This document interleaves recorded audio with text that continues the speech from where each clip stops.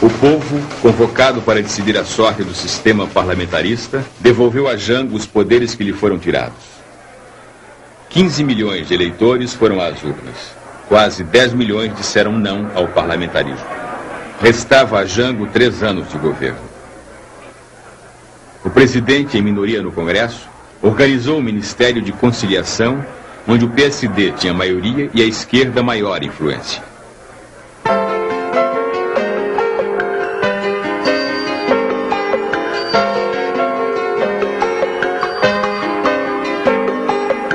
Democratização do uso da terra, voto do analfabeto, disciplina dos aluguéis, bases justas para o salário mínimo. Estes pontos fixavam as regras de um programa de governo capaz de estabelecer maior harmonia social.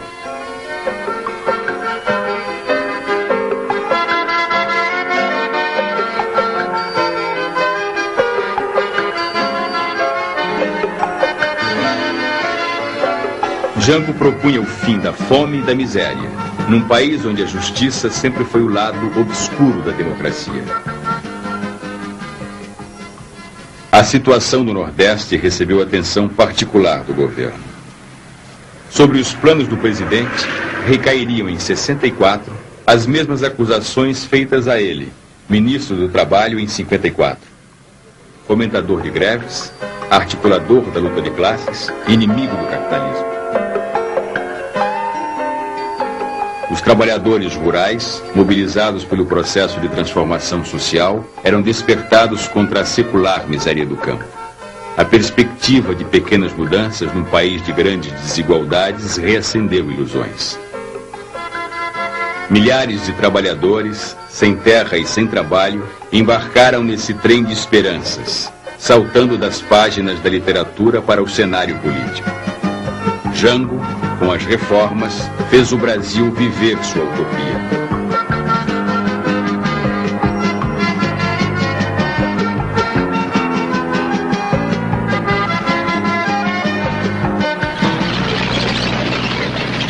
O presidente precisava do apoio dos quartéis. A tradição de intervenção militar na vida política já não tinha sabor de aventura.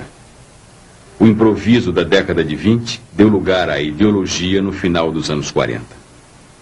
A Escola Superior de Guerra, formada em 1950 nos moldes do War College norte-americano, montou seu próprio modelo político, baseado no conceito de segurança e desenvolvimento.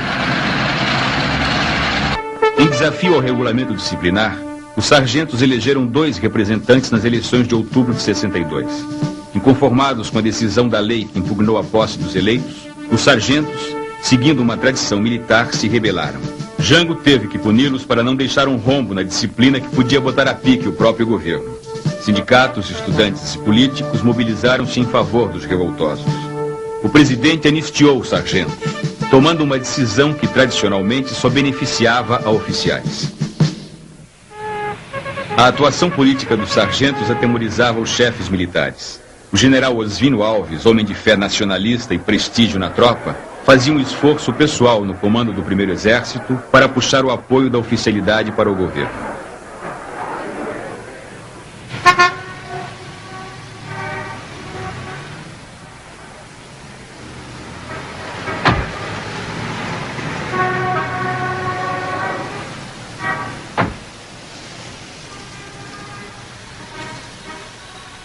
João Goulart acabaria cometendo um erro fatal.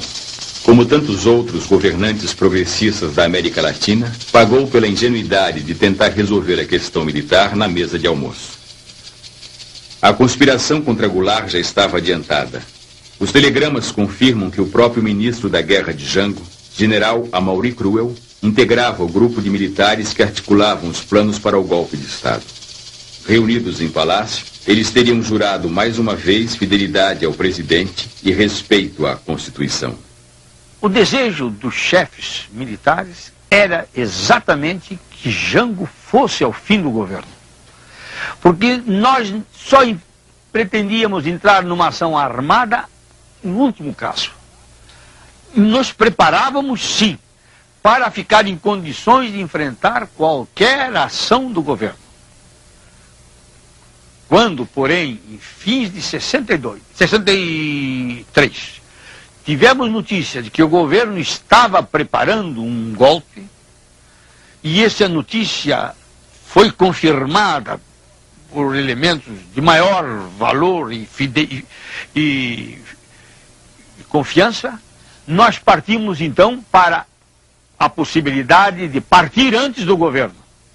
A tendência das Forças Armadas é a intervenção, porque o hábito no Brasil é os conflitos sociais serem dirimidos pela intervenção das Forças Armadas. Então são próprias forças políticas participantes desse conflito que convidam as Forças Armadas a participar. A maneira de evitar isso é a neutralidade das Forças Armadas como corporação, só possível com a divisão política e ideológica das Forças Armadas.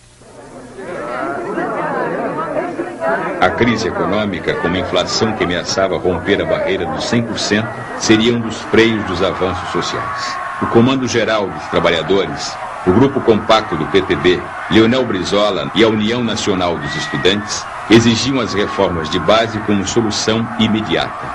O plano trienal de Celso Furtado e Santiago Dantas sugeria primeiro o saneamento da economia. Esse é um ponto muito importante, porque nos põe a mão no que era a própria natureza do governo João Goulart. João Goulart não havia sido eleito presidente da República. Ele havia sido, na verdade, parte de uma coligação PSD-PTB. E quem estava em primeiro plano era o PSD, que era o partido majoritário. Ao assumir a presidência da República, ele teve que recompor essas forças. E se criou, então, diria eu, uma dicotomia, mas uma dupla orientação no governo, ou nas forças de apoio ao governo. Um grupo se empenhava em retomar completamente o controle da situação. Quer dizer, uma economia em desordem, que, como expliquei, por forte pressão inflacionária, balança de pagamentos, problemas externos e internos. E era necessário retomar o controle disso. E minha opinião, na época já, era que não se retoma o controle, senão crescendo, de uma forma ordenada.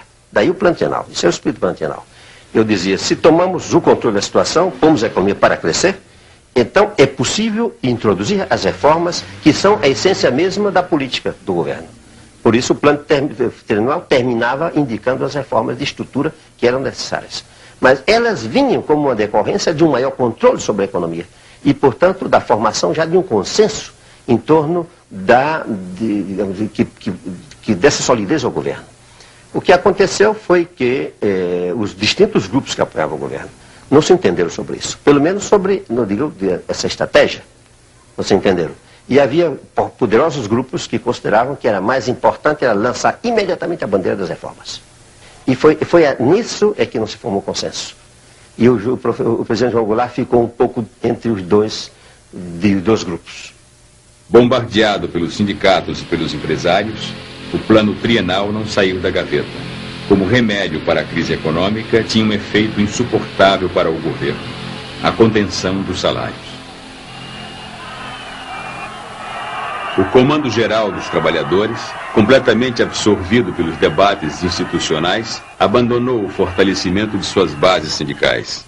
O CGT trocava o trabalho na linha de produção junto aos operários pela atuação na linha de frente junto aos políticos.